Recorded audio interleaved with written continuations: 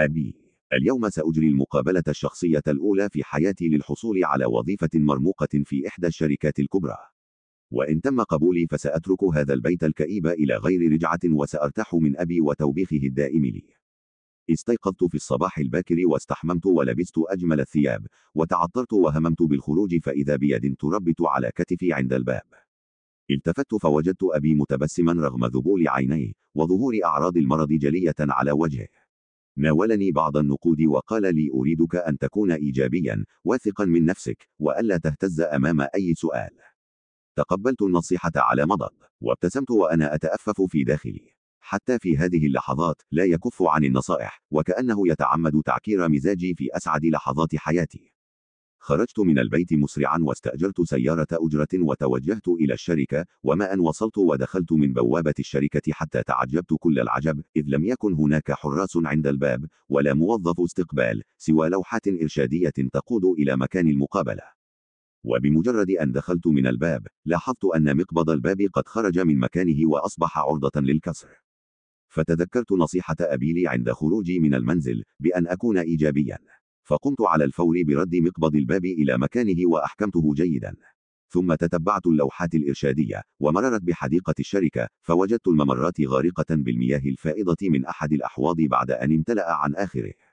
وقد بدا أن البستاني قد انشغل عنه، فتذكرت تعنيف أبي لي على هدر المياه، فقمت بسحب خرطوم المياه من الحوض الممتلئ ووضعته في حوض آخر مع تقليل ضخ الصنبور حتى لا يمتلئ بسرعة إلى حين عودة البستاني. ثم دخلت مبنى الشركة متتبعا اللوحات، وخلال صعودي على الدرج لاحظت الكم الهائل من مصابيح الإنارة المضاءة ونحن في وضح النهار. فقمت لا إراديا بإطفائها، خوفا من صراخ أبي الذي كان يصدح في أذني أينما ذهبت. إلى أن بلغت الدور العلوي، وهناك فوجئت بعدد كبير من المتقدمين لهذه الوظيفة. قمت بتسجيل اسمي في قائمتهم، وجلست أنتظر دوري وأنا أتمعن في وجوه الحاضرين وملابسهم، لدرجة جعلتني أشعر بالدونية من ملابسي وهيئتي أمام ما رأيته، ووسط مشهد كان البعض يتباهى فيه بشهاداته الحاصل عليها من الجامعات الأمريكية. غير أني لاحظت أن كل من يدخل المقابلة لا يلبث إلا أن يخرج في أقل من دقيقة. فقلت في نفسي: إن كان هؤلاء بأناقتهم وشهاداتهم قد تم رفضهم فهل سأقبل أنا؟ فهممت بالانسحاب والخروج من هذه المنافسة الخاسرة بكرامتي قبل أن يقال لي: نعتذر منك. فتذكرت نصيحة أبي وأنا خارج من البيت: أريدك أن تكون إيجابيا، واثقا من نفسك. فمكثت منتظرا دوري، وكأن كلامه قد أعطاني شحنات ثقة بالنفس غير عادية. ما هي إلا دقائق، فإذا بالموظف ينادي على اسمي للدخول. دخلت غرفة المقابلة وجلست على كرسي في مقابل 3 أشخاص. نظروا إلي وابتسموا ابتسامة عريضة، ثم قال أحدهم: متى تحب أن تستلم الوظيفة؟ فذهلت لوهلة وظننت أنهم يسخرون مني، أو أنه أحد أسئلة المقابلة، ووراء هذا السؤال ما وراءه. غير أني تذكرت نصيحة أبي لي أثناء خروجي من المنزل بألا أهتز وأن أكون واثقا من نفسي. فأجبتهم بكل ثقة بعد أن أجتاز الاختبار بنجاح بمشيئة الله. فقال آخر: لقد نجحت في الامتحان وانتهى الأمر. فقلت: ولكن أحدا منكم لم يسألني سؤالا واحدا.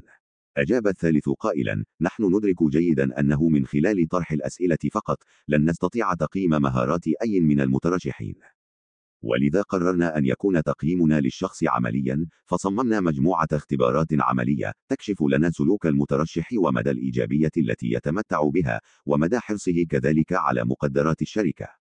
فكنت أنت الشخص الوحيد الذي سعى لإصلاح كل عيب تعمدنا وضعه في طريق كل مترشح، وقد تم توثيق ذلك من خلال كاميرات مراقبة وضعت في كل أروقة الشركة.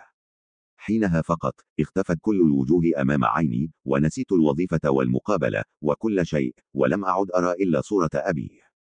ذلك الباب الكبير الذي ظاهره القسوة ولكن باطنه الرحمة والمودة والحب والحنان والطمأنينة. شعرت برغبة جامحة في العودة إلى البيت والانكفاء لتقبيل يديه وقدميه. لماذا لم أرى أبي من قبل؟